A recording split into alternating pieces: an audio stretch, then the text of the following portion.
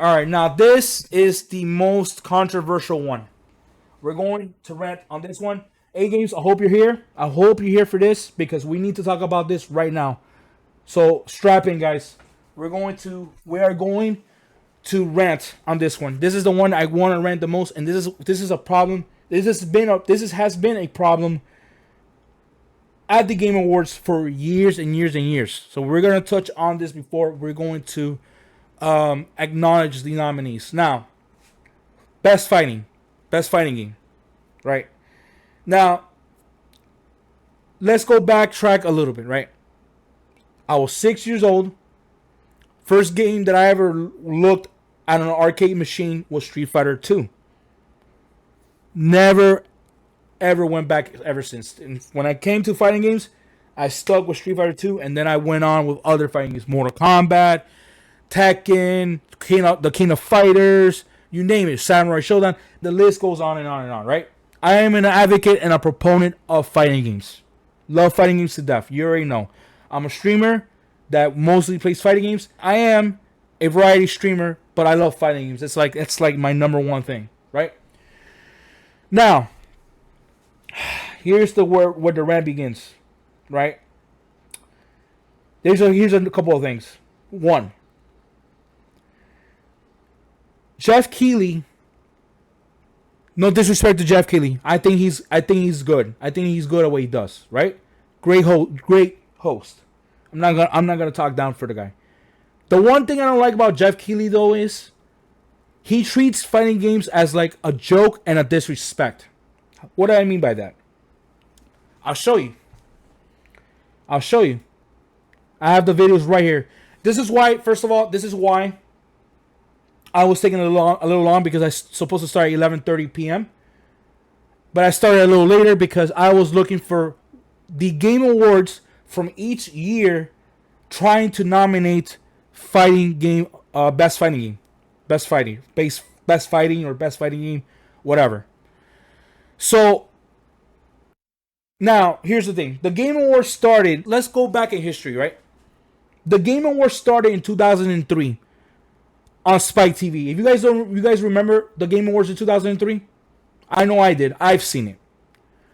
Cool shit. I think the Game Awards during that time was awesome. I think that was a great time to watch the Game Awards during that time, right? In my humble opinion. Nope. Okay. I did. I watched the Game Awards since 2003. Phenomenal. Now, years later, the Game Awards are starting to lose its luster. It's like, it's not really there. You know what I'm saying? It was like whatever. Now, notably 2008. Let's not get there because I'll rant on 2008, but it's neither here or there. And it's a game of the year. Game of the year is something I did not like, but let's not go there in 2008. The Game Awards was a joke in the VGAs. This was called the Video Game Awards, right? And on Spike TV. In 2013, I believe they didn't show any Game Awards. Not existing, right? Fine. Now, mind you, before I get to this, what I like about the Video Game Awards, the one thing I liked about the Video Game Awards, every category mattered. Every category mattered. They had their own category. Every category mattered. Fast forward 2014, there were no acknowledgement of best fighting game. Fine. It was its first year. Fine. 2015, no acknowledgement of the best fighting game. Okay, that's what's going on here. This is not right. Fine, whatever. 2016, here we are. Right? And Geoff Keighley here, the host, good host. Here's the problem, and I'm going to play the video. Check this out, all right? I want you to guys hear this, and I want you to see what's going on. And there's going to be a pattern here, all right? Here we go. Everyone in the right way. Want to announce that the best fighting game is won by Street Fighter 5. Congratulations to the team at Capcom. Cool. Street Fighter 5 won. Cool. All right, cool. Awesome. Let's keep it going. All right, we're not going to play this. 2018. I skipped 2017. I was skimming through. Mind you, guys, I was doing this before I started streaming. Each year of the Game Awards. I'm skimming through it to find a time code, basically categorizing the nominees of Best Fighting Game. 2017 didn't have it. What a shocker. 2018, Best Fighting Game. All right, cool, fine. You have let's play Dragon Ball here. Fighters. Actually, let's play here. Soul Calibur 6. Street Fighter 5 I'll get Arcade back to the Edition. chat, guys. And the winner for Best Fighting Game, Dragon Ball Fighters. Cool. A crowd favorite. Fighters 1 Fighting Game. Cool. Awesome. They deserve it. Cool. All right. For Best Family Game. Right? Let's stop there. Cool. Right. 2019. Oh, wait. Mute it. One more game award here in our pre-show. Here are the nominees for Best Fighting Game. Best Fighting Game. Dead or Alive 6. Right? Jump Force. Which is not a fighting game. Not a fighting game. Jump Force is not a fighting game. Mortal Kombat 11. I think MK Samurai 11 won, Showdown. or Smash Brothers. I think Smash Brothers won that year. And Which they deserve. Super Smash Bros. Ultimate. Which I have the game. I have Smash Brothers Ultimate, by the way. And the winner is Super Smash Bros. Ultimate. Cool. Now, okay, I'm gonna give the benefit of the doubt. They actually 2019 got it right, but I'm gonna get what I mean, right? I'm gonna get what I mean. All right, cool. Okay. Not gonna say nothing there. Cool. Let's go to 2020. Guilty 2021. Gear. 2020 didn't. Check this out. 2020 didn't have Best Fighting Game. All right, Drive. fine. Let's go to 2021. Next, Best Sim Strategy Game. Here are the nominees. Oh, wait, what? Guilty Gear Strive Fighting won game. best Fighting Game? Cool. And the Game Award goes to Cool. Next. 2021, right? Fine. 2022, JoJo's Bizarre Adventure All-Star Battle R. which is last year's. The King of Fighters 15. Multiverses. And Sifu. But Sifu is not a fighting game. I was like, what? Sifu is not a fighting game. It's an action game. How is it even a fighting game? But anyway, I digress. And the Game Award That's not what goes this to is about. This is not what it's about. Multiverses. Right? Okay, that's cool. So they went back. You know what I'm saying? Now, that's cool. Don't get me wrong. Two of the 6 things got it right. Right? Now, yeah, I don't know. That's the Game Awards. I don't know what Geoff Keighley's smoking, but that's how he sees it. And yeah, I don't know. It's weird.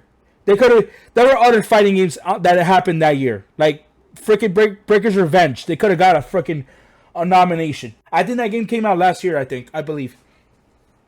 Sydney, what's up, man? Isn't it? Man, I guess. I don't know. But whatever. That doesn't matter. That's not the point, Sydney. And how you been, brother? How you been? All right. Now, check this out, guys. Right? What did these videos got in common? What did any of these videos got in common, right? Well, I'll tell you. 1. It's in the pre-show. You notice something? You see the timer right here? Look at the timer. Look at the timer here. Except for this one. This didn't have a timer. But this one I have a problem with. This one has a timer. But then I didn't have a problem with one thing. They presented the award to someone. Granted, it's not the main stage, but they at least presented it. Fine. Whatever. The only problem was it was in the pre-show. Did not like that. Best fighting game? Yeah, close to the end. But guess what? Nobody won. Nobody got it. Nobody came on stage and just gave an award. Right? It was just best fighting game. These nominees, boom, going on. Same day as 2016. You see, there's a running theme. And look, pre-show. What that tells you? Geoff Keighley believes he doesn't take it seriously. That's what I mean. He takes it as a joke, and it's disrespectful. It's a disrespect to the FGC. It's a disrespect to fighting game fans. So Geoff Keighley finds it as a joke, and I'm tired of that. Right? It's not in the main stage. You don't have two people that come out, celebrities, presenting the award for best fighting game. That's a problem. And I think that needs to change because fighting games is huge, man. It's huge. Let me show you guys something.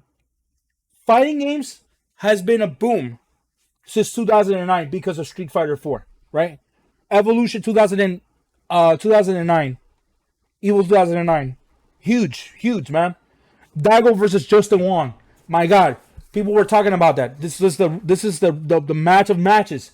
We can go back to Evil moment number 37 in 2004 when Daigo versus Justin Wong, Street Fighter Third Strike. Moment number 37, the parry. Ken versus Chun-Li. They having a match at Evo 2009. These are two recognizable FGC players, legends. Justin Wong and Daigo Umehara, right? This was Street Fighter 4. This is the debut of Street Fighter 4 at Evo 2009. So that was already massive enough. That was massive. And people at this point already knew who Daigo and Justin Wong already was because of moment number 37, right? So then now, like I said, the VGAs, I'll give them the benefit of the doubt because they had their own category. They were presented prominently each category. So you have best fighting game, best narrative, best game, all that. And fighting game was treated a little seriously. But ever since Geoff Keighley took over, he doesn't find fighting games to be a serious thing, like as a game, like actual games. You know what I'm saying? And I'm going to rant on another category, the category of all categories, once we get there. But But what I feel is that he feels that the FGC and fighting game community is not as big, and he is totally wrong. And I'm gonna expose him for this because, look, let me show y'all. Gamers 8. Are you guys familiar with Gamers 8 tournament? The Gamers 8 tournament is becoming one of the biggest tournaments in esports, right? It's held in Riyadh, Saudi Arabia, and it's known for like games that are catered to have. But the Gamers 8 tournament event that happens in Saudi Arabia has like a slew of other games. Fortnite, PUBG, I think Call of Duty, FIFA, CSGO, Rocket League, you name it. You got the what else you have here? PUBG. I don't know this one. What's this one? Is this like Fortnite? I don't know. You see games like Tekken 7, $1 million prize pool. You see games like Street Fighter 6. It was here, right? $1 million prize pool, right? This is $1 million. This is big money, man. And they're doing it in a country that's, they're getting up there when it comes to like the money and all that. And Saudi Arabia, it's like, oh shit, they really want to get into this esports. You know what I'm saying? They really want to be a part of it. And it's cool. It's awesome. I'm glad they're doing that. You know what I'm saying? So Gamers A is one of them. Cup 10, right? Which has, mind you, $2 million prize pool. $1 million, which is solely to the winner. That's huge, man.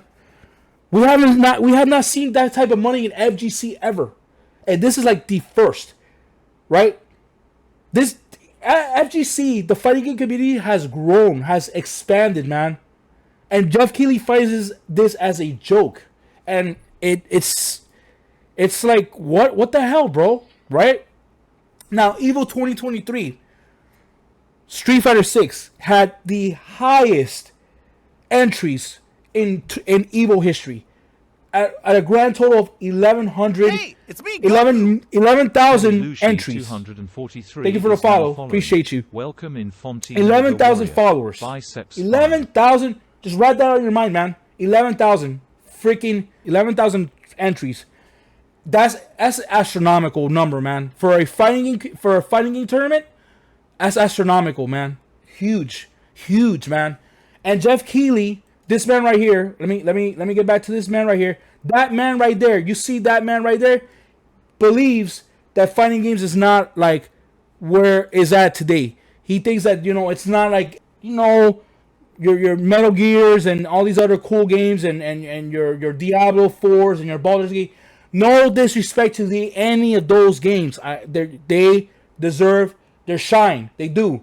But I feel that fighting games deserve to have his own category, his own spotlight. Should have two celebrities or two streamers presenting the award with having their own graphics, their own thing. Oh, Street Fighter 6. Oh, I think that's gonna. Oh, wait, more Kombat. Yo, this looks cool. You know what I'm saying? Like that, I want to see, man. I want to see that again. And yeah, bro, that's something that needs to. Geoff Keighley needs to get on that because fighting games has expanded, has grown, and yeah, I don't know, man. I don't know. I think Geoff Keighley needs to work on that because fighting games is a very interesting, unique. It's niche, but it's grown. It has grown, man. So many people has played the game. I believe the game itself got like I forget to look at the sales, but I think Street Fighter 6 got to like over 4 or 5 million copies. I know in the first week or the first 2 weeks they got like 2 million copies sold, which is impressive. Mortal Kombat 1 as well. Mortal Kombat 1, I believe it got 3 million sold in the first week or so. So, and Mortal Kombat is a very popular game. So, yeah. Let's get back to best fighting game. So, that's my rant on that. It deserves, it really deserves like its own shine. You know what I'm saying? It really, really does. So, yeah. So, now, best fighting game. Let's see here. God of Rock, never played it. Don't know anything about the game, so yeah. Mortal Kombat 1, I'll get back to that one. I have thoughts on that game. Like I said, 2 of the fight games I did play, so I'm going to get back to that one. Nick All-Stars Brawl 2. I played Nick All-Stars Brawl 1, the first one. That one is a good game, but it lacks on presentation on the Nickelodeon characters, and they don't have unique voices because they didn't have any voices. But in All-Stars Brawl 2, I've seen the game. Wow, drastic improvement. At some point, I will pick up the game when I feel the game that has when the game is on sale. When I feel the game is on sale, I'm going to pick up the game and I'm going to try the game out. And yeah, Pocket Bravery I did not play, but A Games in the chat here did. And if you want to, A Games, give your thoughts on the game. That's up to you. Give your thoughts on Pocket Bravery. Well, how do you feel the game? And I'll read that in a moment. But I've seen the game and yo, I like the game. I want to try the game. How much does it cost, by the way, A Games? I want to ask, how much does it cost? If that way I could pick up the game. And then Street Fighter 6, we'll touch it to Street Fighter 6 last. We're gonna get to last. Now, Mortal Kombat 1. I have a rant on Mortal Kombat 1, and I feel like they don't deserve to win best fighting game. Okay. A Games, I'll read you in a moment on that. Okay. Mortal Kombat 1. Now, I don't think they deserve best fighting game. Why? This is why. 1. The game released way too fast. They announced the game back in the summer. I believe in early summer. Late spring, early summer. They announced it, right? Then they slated to September 19th. That's when it was released. Globally for everybody, even for for early access was I believe a week earlier than that. So a week earlier from September 19th. Was it September 19th for the early and September 26th for the global for everybody else? Yeah, base game and all. Yeah, so Mortal Kombat 1 they rushed it way too fast. It had bugs. No, most notably the sound bugs where you actually hit the character and then they cut out the punch sound and all that. So they had problems with the glitching. That's another one. Warner Brothers themselves, WB Games, is having so much of a bad rap because of their monetization practices. Most notably, their microtransactions. Bro, these are things that should be in the game already, not as a microtransaction. Fatalities. The Halloween fatality. I don't feel that should be microtransaction. The Thanksgiving fatality, I don't feel that should be microtransaction. You got skins in the game, but the skins are what, $10 a pop or 1,250 dragon crystals? No, get out with that noise. I am not gonna pay $10 for a skin. I am not gonna pay $10 for a fatality. Even if they have two fatalities, that's still $10. I'm not gonna pay that. I'm not giving my money away to WB Games because I paid $110 for this damn game. All right, I paid for the base game and for the combat pack. Right, combat pack 1. You want me to shell more money to get skins and fatalities? Get the hell out of here. I'm not going to do that. And people who own Mortal Kombat 1, I urge you not to put your money to these people. Do not shell money on microtransactions because it's just bad. I don't like going this direction, but Mortal Kombat 1 has given me so much of a bad rap because of the microtransactions and the story. Let's get to the story. The story, in my opinion, sucks. It started out good. Not gonna spoil it. I'm just gonna say this: the story came out good. It started out good, but then it leered to like, oh, okay, this is getting a little bad, and then it got really bad, and yeah, the story was all over the place during the middle to the end. Too much going on. You couldn't keep up with the characters. It was just too much. It was too much. It was a much of a mess. I couldn't do it. I just like, no, that's it. Maybe I'll play this. Maybe I'll play the story in the DLC, but I don't even know if I'm gonna try to get the DLC. I don't know yet. It depends if the characters are cool or interesting, and I like their movesets. Other than that, the story was a letdown. Online, don't get me started. The online, all right. The online is trash. I don't like the netcode. When it comes to casual, when it comes to combat league, don't like the netcode. It has so many problems. No, most notably, casual match has where you could cancel a match, and I've been saying this for a while. You could cancel the match against a Wi-Fi player with bad connection. You have the option to do that. Combat League, though, you're shit out of luck. You must play against this Wi-Fi player with high ping, which is not good, which is a problem, which is why I feel that this doesn't belong in Best Fighting, because they got that wrong. You don't have no Wi-Fi filters. You don't have 2 out of 3s. You're lacking on the crossplay as well. No crossplay since day one. This game feels very incomplete, and they need to work a lot of this game. And I don't feel that this game deserves Best Fighting, in my opinion. So, no Mortal Kombat 1. You heard it. I played the game. The gameplay is the only thing that saves this game. But other than that, and graphics, obviously, that's not a given. It's not a fighting game to you. Okay. Oh, it's solid. It's a solid fighter. Pocket Bravery. How much does it cost? 8 games. How much does it cost? I want to check that game out. Pocket Bravery is definitely a callback to the older fighting games with tough execution. It's the little brother that... facts. I see it. I definitely see it, man. I see the similarities of Pocket Bravery and KOF. I see it. I saw that Halloween Thanksgiving fatalities they charged for that stupid. That's stupid. Now they bundled it though. They bundled the Halloween Thanksgiving for $10.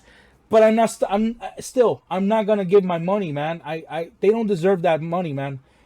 Oh, it's $20 on Steam. Okay, I'll check it out. I'm gonna get that, and then I'm gonna pick up KOF 13 Global Match at some point because it's $20 as well. I'm not gonna get the Ultimate Edition because it comes with a digital art book, the soundtrack. I don't need that. I just need the game. Just give me the game, and I'm good with that, right? So, thanks, 8 Games. Appreciate the info, man. Street Fighter 6. It does have some problems. I'm not gonna lie. I'm not gonna sugarcoat it. Street Fighter 6 has problems, but they did something right with Street Fighter 6 than Mortal Kombat 1. What? When the game was released, it didn't have any problems. Maybe it needed a patch, but it was just something minor compared to Mortal Kombat 1 where anybody could notice it. It was something minor. Online, since day one, fantastic. You have crossplay. You can play people against Xbox. You can play people against PC. I'm on PS5, but I can play people against Xbox or PC players, which is phenomenal. Already has crossplay, so that's a plus. Online, great. You have the ability to, in matchmaking, you could quit casual or ranked. If it's against a bad Wi-Fi player, high ping and all that, you could quit that. So awesome. I like how they did that. That's already great. Gameplay, solid. I like the drive rush. I like it has all. It's basically Street Fighter 4 but crazier. So I like that. Characters are cool. I like all the. Luke. I'm not a huge fan of Luke, but I like Luke. I like Luke. He grew on me, so whatever. He's cool. But presentation, phenomenal. World Tour. I didn't play much of World Tour, but World Tour delivered in certain aspects. I like the way where you actually level up your own fighter. I like that. You can actually customize your fighter, go to World Tour, level them up, and then go to Battle Hub and fight against other custom fighters, other avatar fighters, which is awesome, which is great, which is fun. I always wanted to do that, to play against other avatars, but in order to do that, you have to play World Tour so you can level up your fighter, so that fighter can be on par with against another avatar fighter who has the similar levels, or maybe a little higher, maybe a little lower, So they did a phenomenal job with that as well. It has everything, every features are there. The accessibility, like I said, I voted best accessibility for Street Fighter 6, so they deliver that as well. You got options for modern controls, for classic controls. So anybody could pick up this game. There's no problems. It could be you could be a noob, pick up the game, and you'll still have fun. So this game is very complete. Day one, still play this game this day, and I freaking love this game. So my vote goes for Street Fighter 6, 100%. Like I said, no disrespect for the other 4 games. Mortal Kombat 1, I will still play this game, but I'm iffy with the game. I'm a little iffy. If they add Wi-Fi filter, which is awesome, then I'll definitely play this game. But I'm gonna be like back and forth with Mortal Kombat 1, and I want to play a little more Street Fighter 6. I really do. And until they fix the problems with Mortal Kombat 1, I'll definitely get back 100%. But I'll play Mortal Kombat 1 here and there.